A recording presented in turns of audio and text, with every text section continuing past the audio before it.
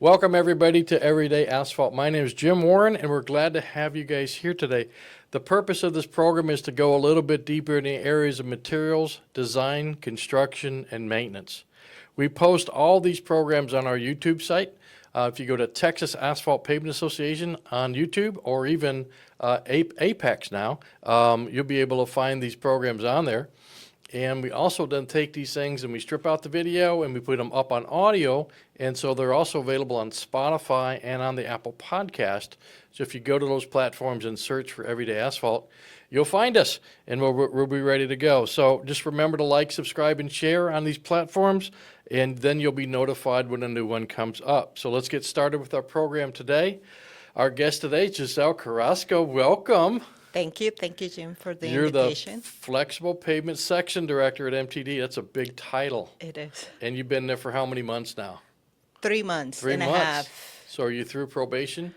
Not yet. I don't think so. So I better say everything correctly today.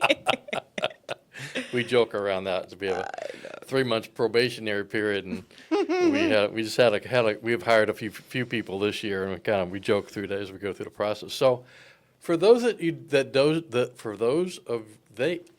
that don't know you, would you kind of walk through your history of for how long you've been TxDOT, what you've been doing? Sure. Right after graduation from the University of Texas, El Paso, go Miners. I started at TxDOT in the flexible payment section. 12 years after, I joined the Austin district as the lab supervisor and payment engineer. Okay.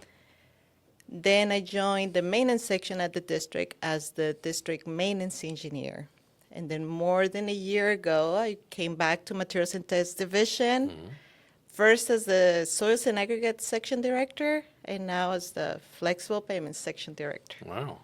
Big titles. Moving up. I know. Look out It's and amazing. look out and Ryan there. You're moving on up in there. And learning every day, for That's sure. the key. That really is the key to it. There's For always sure. something new to learn on asphalt. Yes. People think that I've been doing this for 20 years and I know. It's like, oh No. God. Now you're just starting to realize what you don't know. Yes. You need to learn even more. You learn to need even more. So that's the purpose today. Today's program is on balanced mix design. Balanced mix design is a word that's been talked about in TxDOT since 1999 or 98. Wow.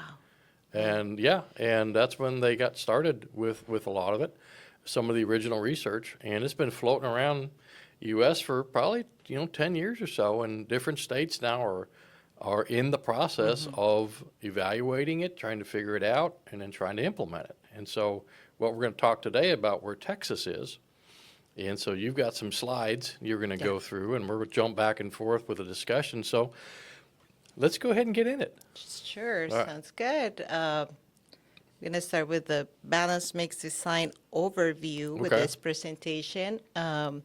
When the special specification is available, it's of course going to have more information, like a regular hot mix asphalt specification. Right. We don't go with only 10 pages, as you know. It's a long Go big or go home. Yes. Texas style. Yeah, that's it. But right now, I'm just going to summarize the Okay. main changes Okay. on this special specification and the reasoning of why we're doing this. Okay. So it's just a quick disclaimer. Right now, what I'm going through is not the final special specification. As you know, we already got comments back from the districts, from industry. We're still working on the final version of the special specification. We planning to have it out by the end of the year, beginning of next year, for some pilot projects. And so this spec is just for the pilots. It's not the final. Yes. And I think that's important because as we've been going through the process, and we met last week talking about the comments. Yes. It's important that people understand that when they see the specification, it's an interim spec. There's stuff in here that probably won't be in the final spec. Yes. And there may be stuff in the final spec that's not in here because we kind of work some of that stuff out. So this is a process. It is. Yeah. It is. And as this slide shows, it's been a long way to Mm-hmm. get to, right now we're calling it phase 3, Mm-hmm. which is the pilot project special specification. But before that, we had phase 1 and phase 2 when we came up with the test methods, the performance-based Yep. test methods that you mentioned.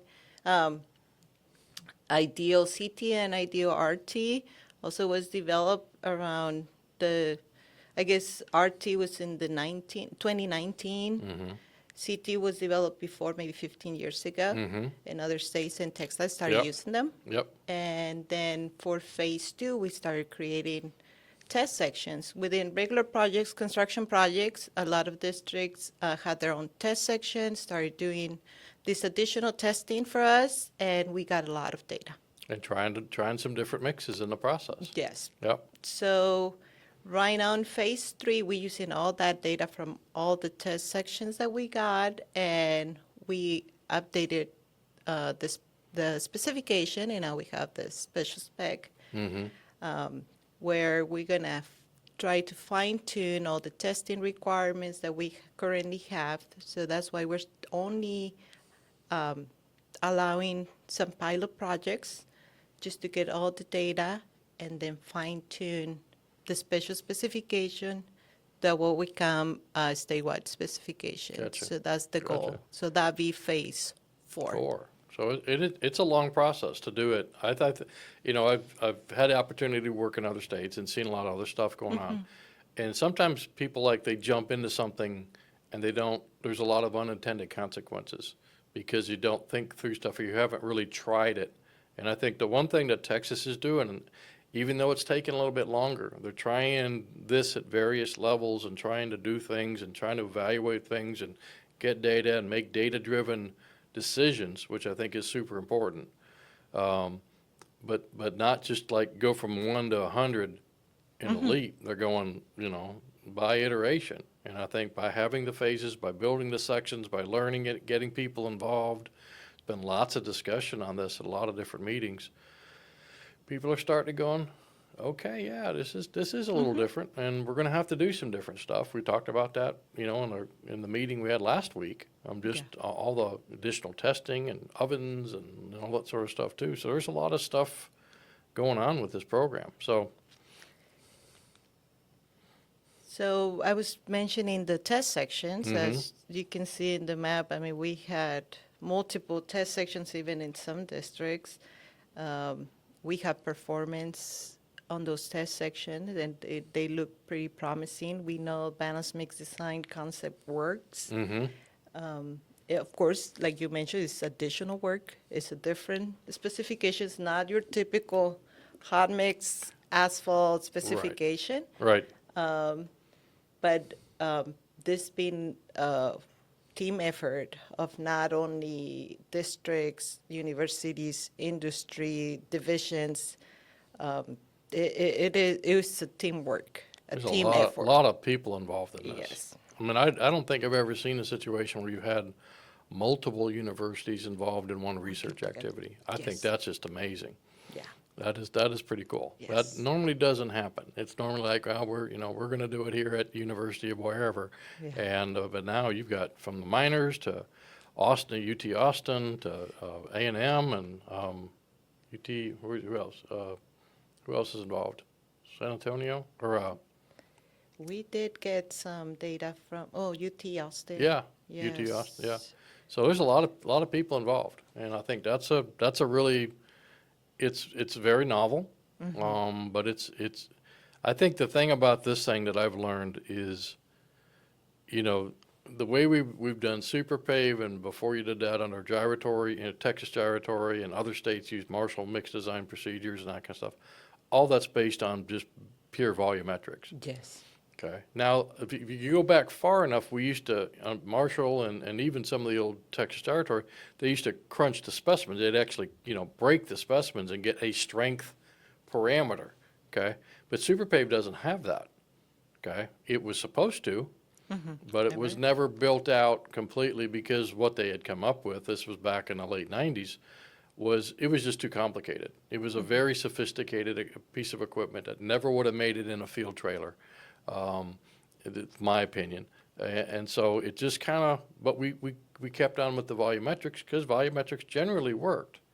But I think with balanced mix design, we're actually going back and actually measuring performance out of this stuff. I think now we can really start to innovate a little bit long term, and make the best of what we got with what we have. And I think that's kind of a pretty cool, Yes. pretty cool place to be. Yes. So, This is a lot of what you Yeah, just mentioned. exactly. We're You got it. moving from volumetric to a performance verification methodology for our mixes, right? From lab molded density now to checking the actual running and cracking properties of the mix. And we did had some of that testing in our previous hot mix versions with the Hamburg and overlay yeah, test. you've been doing that for a number of years, a long time. And we rely on those tests pretty strongly where we know what those tests are telling us. The only issue that we have right now with those two tests, it just takes time to get those results, right? We're talking about the Hamburg, it's going to be around 2-3 days. The overlay takes a little bit longer, and it takes cuts and, being to trim it exact, all up and gluing, gluing. and it takes some skills on your technician, right? Right. Now, with the ideal RT and CT, you can get those results within 24 hours after you get your mix. So Yeah, and that's a big Huge difference, huge. And I think from a yes. contracting industry standpoint, I can't wait 5 days to get a result. Yes, You know, you're already I in am another. I mean, I lay a lot of yes. mix in 5 days, produce a lot of mix in asphalt in 5 days. But, if I can start to develop something, and these test procedures are pretty simple. It's like it's like an indirect tensile test. I mean, you make a smaller sample and you cure or you condition it and you put it in the jig and you crunch it and you got a number. Yes. We're going to argue over what the numbers are at some point, but that's okay. But it's not complicated. It's not having to cut it and glue it and like you were just talking about with the overlay. And so we can turn this stuff a lot faster. And I think, to me, we get more performance I'd rather have more data than at maybe at a little lower resolution than 1 or 2 pieces of data at a real high resolution. Yes. Because I got to understand stuff's going to vary every day, and I got to be able to make You adjustments. need to start making decisions, right? And I got to make good decisions as I go. So I think this is and I was really pleased when we started talking about using these kinds of tests. Yeah. Because there are some cracking tests that still are pretty complicated that are out there in some other areas. And I'm really glad we've kind of focused in on these here in Texas because, again, I'm basically making half the sample size here. It's only going to be, 62 millimeters instead of 115. So it's basically half the size. And so and I can handle it quicker. It's not as heavy. It's like 5 pounds instead of 10 pounds and, all that sort of stuff. And so all that stuff starts to make a difference in just material flow and working through the process and ovens and sizes and samples and splitting and all that sort of stuff. There's all kinds of stuff that's interconnected as we're finding out. So when we compare in item 344, which is the super pave, to this new special specification, there's some big changes. Okay. We're making the special specification specific for surface mix only. And that's a key point. Yes. It's just a surface mix. And at this point, the main reason is because these are pilot projects. We want to monitor performance. So we want to be able to see it, to keep it, to, not having anything on top of it and let the traffic, on If you it. bury it in a base, Yeah. how are you going to know? Yes. Right. It'll be harder to Yeah. know what's Yeah. going on, right? So that's why we're only changing to a super pave C and D gradation for this special spec. Another big change is the lab molded density. You still have 96%, but the new special specification will allow you to go to 96.5 with increments of 0.1. The only condition is that you have to have at least 15% wrap in your mix Okay. to be able to go up. If you don't, you just stay at 96 Okay. like a regular Like usual. hot mix. Okay. And also, it has to either show on the plan the increase in density or mutually agreed by the contractor Okay. and the engineer. Okay, so we're communicating all the way along. We're not working in an island somewhere. We're constantly talking about what's going on. And communication, we need to talk about communication. Yep. It's a lot of changes. So because of the reason that this is for surface mixes, the option of the 64s minus 22 and 64 minus 28 for binder grades were removed. Okay. Right now, because this is the first version of our spec, we want to ensure you have those polymers in your binders. Yep. We feel pretty confident that we can come up with good designs with these polymers. Doesn't mean that at one point we tried the 60s. I know some districts do use it at the surface, so but at least in this version, I just want to clarify, no 60 minus 22 or 'Cause 64 we're trying to make minus something that's 28. a little bit better. I mean, this Yes. is, we're going in this To start a direction, little bit, not, yeah. not Yeah. status quo, right? We want to be as good or better than Yes. what we are now, because the loads just keep getting more and the traffic keeps getting more and Everywhere. Everywhere. So that's something we've got to be thinking about. Mm-hmm. We're not designing mixes for 1985 anymore. We're designing for, 2035. That's kind of what we're shooting for. So we got to be thinking about that. So as you know, administration has challenges to use more recycled materials in our mixes, right? Yep. Recycled materials, we can reuse our resources right now. So balanced mix design gives us that opportunity of increasing our wrap percentage in our mixes. So that's a big difference between the regular super pave spec and this balanced mix design concept. For this version, we're increasing from 20% wrap at the surface to a 35. So it's a big change. It is a big jump.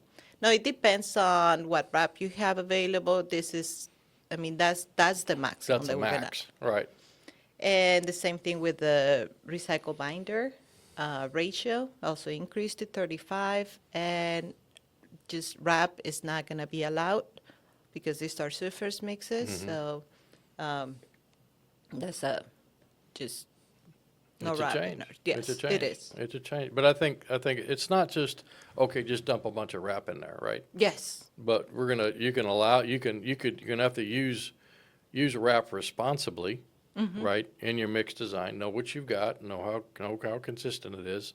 But then you've got to meet all those other criteria now as well. So you have, I think TxDOT's developing the confidence, right? That says, yeah, okay, because years ago, there was a time with the old pennies to the pavement deal, and there was a lot of wrap put in the mix along with RAS and other RAS. things.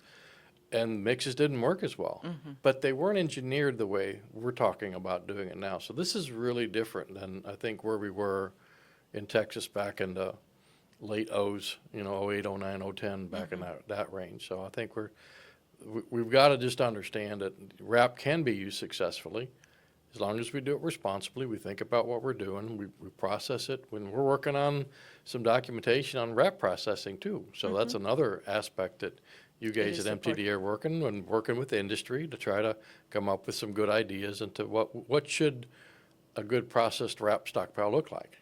How should we test it? Those kinds of Yes. things. So there's a lot of stuff Yes. going on. A lot of stuff going on. and that's the concept of balanced mix design, right? Opening the door to other materials, additives, and leaving it up to the designer, like you said, use it responsibly. And now, if you pass your performance test, hey, good for you. You Yeah. know, we use more recycled materials, and we got a mix that is more cracking and rotting resistant. Well, I think So you've already win-win, seen that right? yeah, absolutely. You've already seen that with some of the test sections that have been built, is they have been able to, some of the sections were meeting balanced mix design criteria without pretty much changes, which is that's a good sign. Yeah. That means we kind of know what we're doing, Yes. right? Yes. But then some of the other ones, they've actually been able to increase the amount of recycle in there as well. And guess what? They're still meeting balanced mix design criteria. So you know, and they're out on the roadway, they're getting traffic, and nothing is blown off on the side of the road, so it's all working. So those are the things that we're learning in the process. Another big change, and we talked a little bit about this, the performance test. Before, we have only the Hamburg and Hamburg and IDT. Right. We were running the overlay just for verification during mixed design. Now we're going to have 4 tests, right? Double the number of tests with the ideal CT and ideal RT. Just to clarify, we're not getting rid of IDT. It's just when you run ideal CT, the information is there. So you don't need to do, right. You get the You information can there process in it one way CT. and get one, process it another way, get the other. It's the same test It's the same. method. Right. And we Okay. get all the information Cool. from that test. And then we have requirements, and like you mentioned, this is going to be the specification. We're going to get more information. Are these the right requirements that we need to have? That's why we need more data. Now that we have the testing frequency, we have proposed tolerances for these tests. This is what it was added to the special specification, but it doesn't mean that it's just going to stay like that. Also, we have a new, it's not so new, the stripping point. Yeah. Other states uses it when the Hamburg came, just to check The stripping. inflection point? Yes. Yeah, yeah. So right now, since we're going to be running Hamburg, hey, let's see where that number is. So Sure. it's going to be informational. Absolutely. And since we're running ideal CT and RT, we're going to remove your routing depth, minimum route depth Okay. requirement from the Okay. Hamburg. So, and it's not because we're not worried about being too not flexible. Right. It's just we have these other 2 tests that are going to be checking Gotcha. with the Hamburg. Because that 3 millimeters or whatever that was before, was just kind of a number that kind of came up, right? It was like, Yes. well, let's put a minimum in there, but there was really not a whole lot of science on that. Now we've got these other tests that are going to tell us Where what we- that needs to be. When is it too stiff, Yes. right? We don't want to make it too stiff. We want to have it move a little bit. And so that was the minimum, the reason for the minimum in the Hamburg, right? Yes. And so now you can measure it another way. That makes sense. Testing. This is one of the big changes. Yeah. Another big changes. Testing is going to increase. So this is a different specification. It has a lot of testing during production. For the contractor, we're adding the lab molded density for every sublot, Sublot. Yep. rise in asphalt content, and then Most people are doing that anyway. Yes. So it's We're not a just big deal. gonna share the information. Right. And then ideal CT and RT, we're gonna be running it every sublot. Mm-hmm. The contractor will be running it. Then for the engineer, we're also gonna be running ideal, but this is gonna be only a minimum of 1 per lot. Mm-hmm. That doesn't mean the engineer is not allowed to run it every sublot. Right, if they need to. Another big change is the amount of material that we need to sample Yeah. for every sublot. So as You got more tests. Need yes, more mix. we have more tests, Right. more bigger samples. So I know this is going to be a challenge and a change.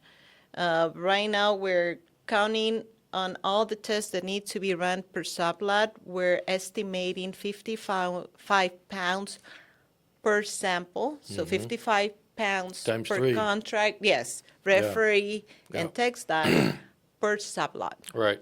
It's a lot So more material, It's a lot more a material. lot more bags, a lot more buckets, that Yes. sort of stuff. But I think we got to have that data now. Yes. This is our time to learn from this procedure because as Dr. Amy Epps Martin is one of I think she's the PI on this, is, we gotta, and her dad, John Epps, in order to calculate variability, you gotta have data.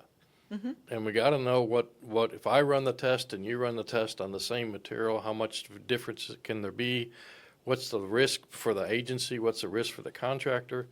We take all this data and we can use this data to develop that, to try to balance that risk. So you're not getting stuff that's not good, and I'm not getting a penalty for something that is good, you know, Yes. from the contractor side. And so this is our chance to work it out. So again, from the pilot stage, folks, and we talked about this last week, we're going to need to do a pre-bid meeting and explain all this.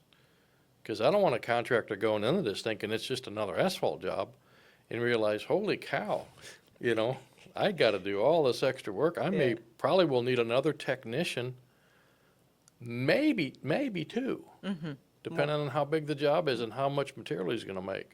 So that's a whole nother thing. Yes. And then we talked last week about just the idea of CT and RT. You guys are going to have to certify all these Yes. people because it's not in the HMAC certification, not in 1A yet, someday. But I mean, so there's a lot of things that have to be done in the process of through that. And so we need to make sure that people are knowledgeable when they get into these jobs. And again, there's only going to be, what, half a dozen of them or something like that? Yes. And so people are going to know going into it, but we just want to make sure that everybody understands what we're trying to do with this program. We're trying to advance the program. We're going to have to collect some more data at this point in time, so eventually we can back off. And so we're measuring the right thing, Yes. right, and at the right frequency. And so we should be then good to go. And that you mentioned Amy and John, right? They're on their side. We're gonna They're doing gonna- all these they're testing. gonna take more They're gonna te- be they're gonna taking take more mix samples. and testing more. So, of course, A lot of stuff going it's on. gonna be a lot of stuff going on Yep. on this pilot project. So here's examples of the Hamburg and the overlay test, and been part of TxDOT's program for quite a while now. Yes. But like you said, Takes these some- are not necessarily easy, and they take a lot of time. And so we just trying to expedite that in the big scheme of things. So go ahead. And well, the ideal when we're running ideal, since the contractor engineer are going to be running it, if one of the results fail, it's going to be taken as a failing sublot, and then the engineer may, like I mentioned before, may run additional IDTs. I mean IDTs, ideal test. What will happen when I have a failing sublot on ideal? You're gonna have a 1.0 for that sublot. And then what happens if two consecutive sublots fail? Then you're gonna have to have immediate corrective action. Sure. So just Yeah. what's going on? Something bad happens, okay. Something happens twice, you go, oh, we got a trend. Yes. Fix something. Yeah, make Now, an wait. adjustment. When you have four consecutive failing results, sublots, So- that's going to be suspension of production. Yeah, I think at that point in time, we don't want to build the whole job out of something that's failing. We're not Yeah. going to learn from that. Okay, so I think that's part of this discussion that we need to have, is we need to stay on top of it and be monitoring this, and like you said, communicating all the time. Just way more than maybe even normal Yes. for a lot of the good contractors. They're talking all the time anyway with the agency, but we're going to be talking even more now. Yeah. So So this is just a flow chart. It's pretty much what we went through on what happened if I have one failing result, two failings, four failing results. And you're always going to have the option as an engineer to run the Hamburg and overlay. Something is going on, doesn't look right. okay, I can get additional materials to run the Hamburg and overlay Okay. mix. I like it. So these are the ideal tests. This is the additional equipment that we will need. So that means additional equipment, and like you mentioned, additional space in your lab, Yep. additional certification, training, mix. Ovens, It is, pans, everything. Yep. yes, pans, Splitting, ovens. the bigger splitting table, all that sort of Yeah. stuff. Yep, absolutely. So, I mean, the jigs you've got here fit into the load frame, so it's not, you know, I need about this much more table space for that loading frame. and then I need a place for my environmental chamber, which can be this wide to this wide, right? And then I may need another oven or two. I your could stack ovens, right? So, and there's power associated with all that. There's a lot of things associated with adding this to, like a conventional, maybe a smaller field trailer. They need to rethink this. Yes. Somebody's office may be part of the lab, and they may need to move the office, Yes. or something, or they may need to pull in some more space to do it. And So, also, right now, our specification only allows us to share the super pave compactor. So right now, contractor each and one of these are engineer going to has have to have their own equipment. set of each of these. Exactly. So based on this pilot projects, we'll consider, is it necessary to have two sets? No. Is it doable? Yeah. Um, Yeah. But at least for this special specification, we're required to have two separate sets Okay. of equipment. And of course, Get your to get contact ready. information there. Yes, Yeah. there it is. We're Materials and Test Division, Flexible Payment Section will be supporting with the certification and training for these two new tests. We can train if you're going to have this project. Just call us in advance. We'll schedule. We'll go over there. We check your equipment, Yeah. certify you. It'll be a good idea to have more than one person certified in this test. For sure. Like Yep. you mentioned, you may need two technicians running there every day, and then you always want to have an extra person, right? Just in case. In case, yes. I mean, it's not, adding, testing the ideal CT, testing the RT is not a It's not complicated thing. no. Compared to an overlay test where you got all this precise cuts and this gluing and this weight and times and all this stuff. Man, you're just making another gyratory. You're testing it the same way you normally run. You're bulking it, and you're running your ices the same way. You're just making more samples, and you're putting it in an IDT jig. It's just basically getting it in there, getting it aligned, and pushing the button. And the RT jig, it centers itself. So it's Yes. and it's the same Yes. same machine. So it's not. I think we're moving in the right direction with this. Is from being able to do stuff in the field that's not terribly complicated or terribly sensitive. Now, the thing that we have learned about the RT and the ID, or the RT and the CT, is that, at least from what I've been able to see, it's going to be able to pick up small changes in gradation, asphalt content, properties, maybe better than the rutting test, the Hamburg and the overlay test. So contractor may start to see stuff and going, wow, what's happening here? And so they're going to have to run their operation and try to be very consistent in their operation and be very diligent when they do make a decision to make that change and look and see how it impacts the CT and the RT, because we're going to see that. And so that's that variability that we're going to start to understand in the process. And so contractor, it'll be another learning curve. I think sometimes that other people have said it too, the BMD is kind of evolving to the next step. And I think in many cases this is kind of revolutionary, It is. because we're going to be able to show how this stuff actually works in the field. It is related to performance. The number that comes out of the RT or the CT test doesn't tell me 23 million easels. It's a value, but that value now is related to what we're getting in the field. We're never going to put it in the sample and says it's going to take 22,500,000 easels, but we're always going to have this relationship. And I think this is, at least what I've seen in my career, which I've been around a little while, this is pretty good. A lot more than what I was seeing with some other stuff. So I think we are definitely moving in the right direction. And like we mentioned, proactive communication. Yep. Not only Yep. between your district and the contractor, we're here to support you. We'll be involved, as we mentioned, TTI will be involved too with this pilot project. So we have real smart people, Yes. industry. Thank goodness. Man, A lot smarter than me. yes, Yeah. real smart people. So if you have any questions, please let us know. Yeah. We'll find the answer Yeah. for sure. And I think the more questions we have now, the Oh, the better we better. can, the better we can be, you know, Sure. because we can address this stuff. Is, well, what about this? What about this? Well, we've talked a lot about what about those, but I'm sure, you know, people watching, y'all probably got, well, what about this? What about that? And I think those are the things that we need to resolve between now and the time where we have a new standard.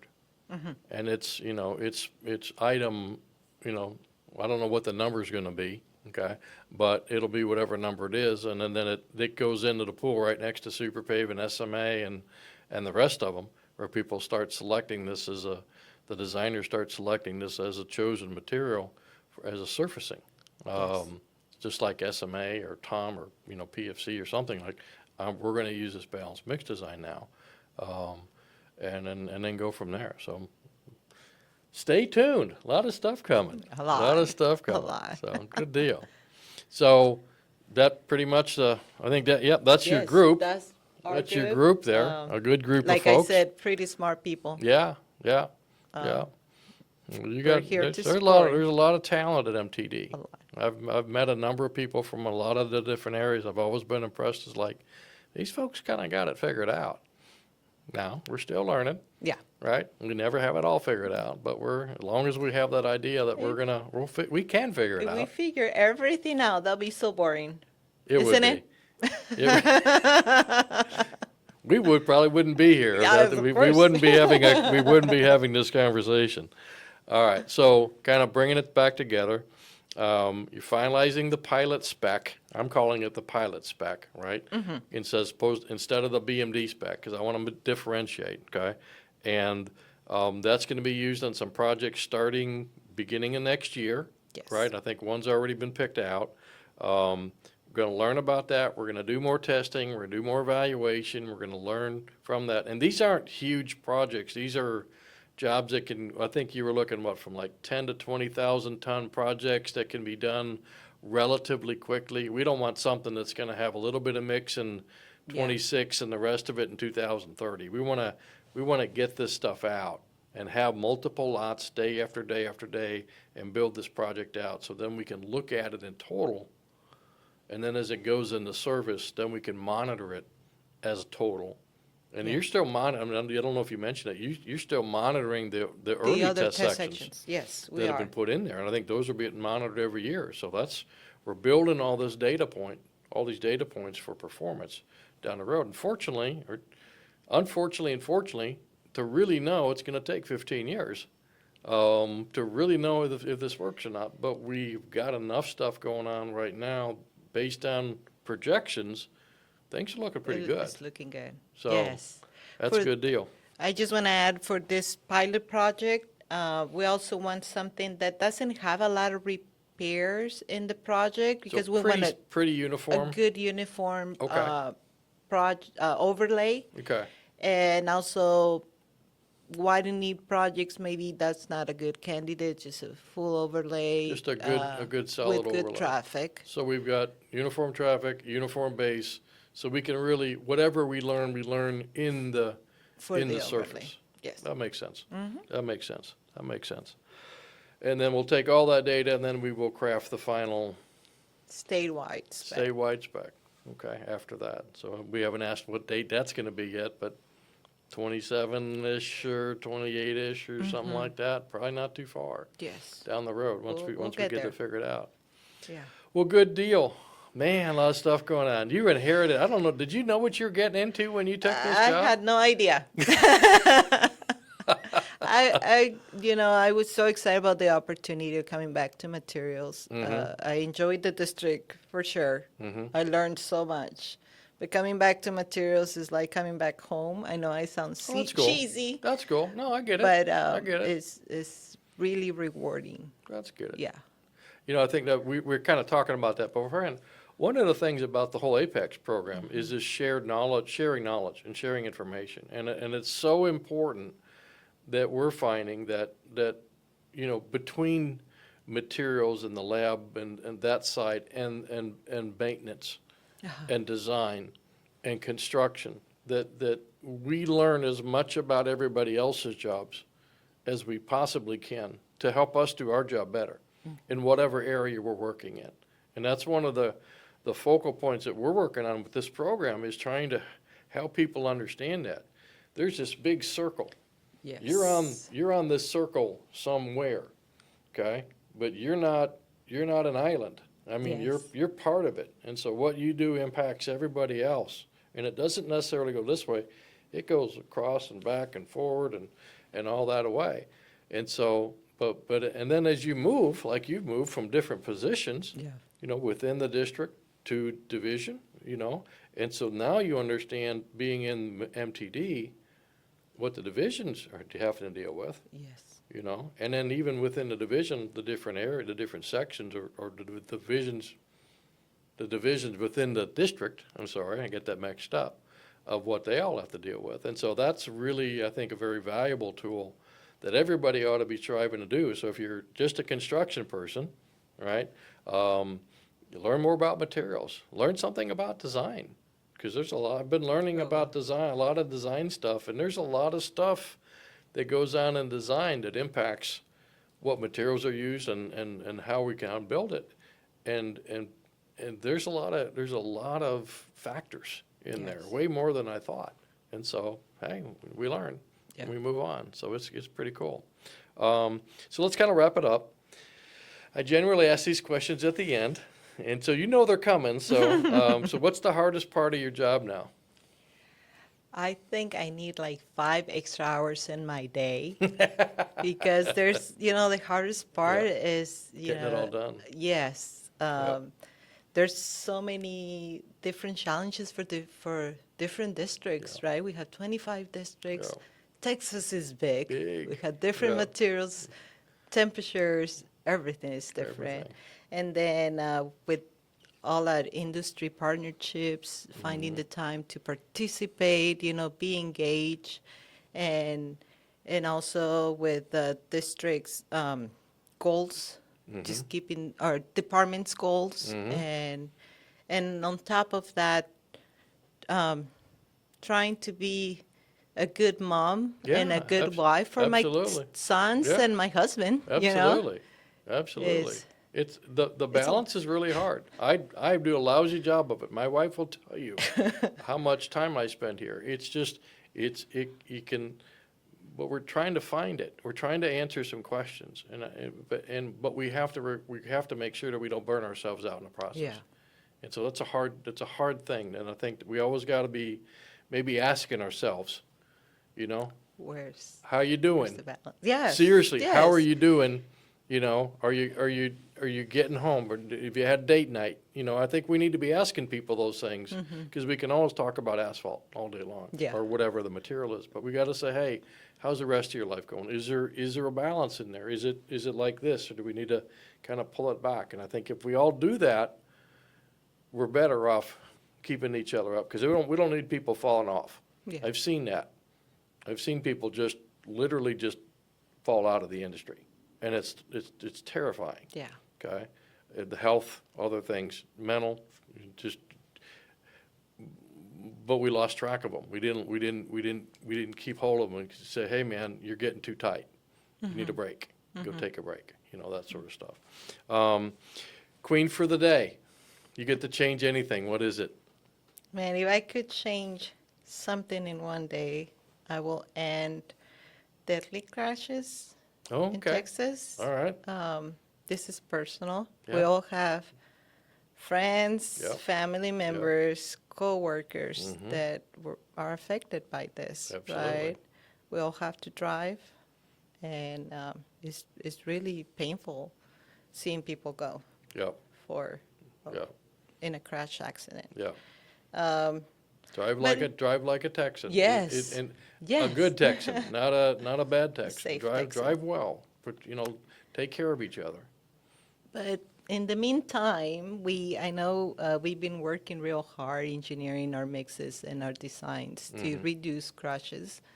I think we're doing a good job with all the partnership with Yes. our absolutely. designers and our industry. Yep. We'll get there. We'll get there. Texas is very blessed to have a very tight relationship between the industry and the agency, and we can sit down together. We may not always agree, but we can always sit down together and we can put it on the table and say, hey, this is what we feel. It's like, this is what we feel. It's like, okay, can we find a solution? And generally, we find pretty good solutions. And you know what?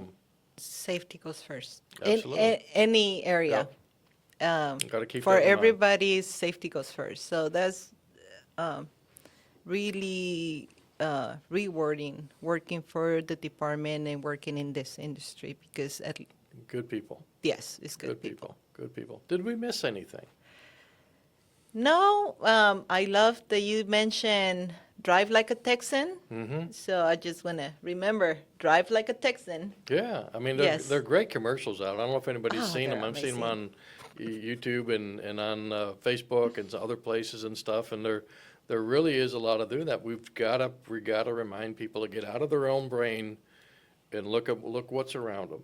Yes. Safety is not just yourself. Safety is 360. It's this way and this way, okay?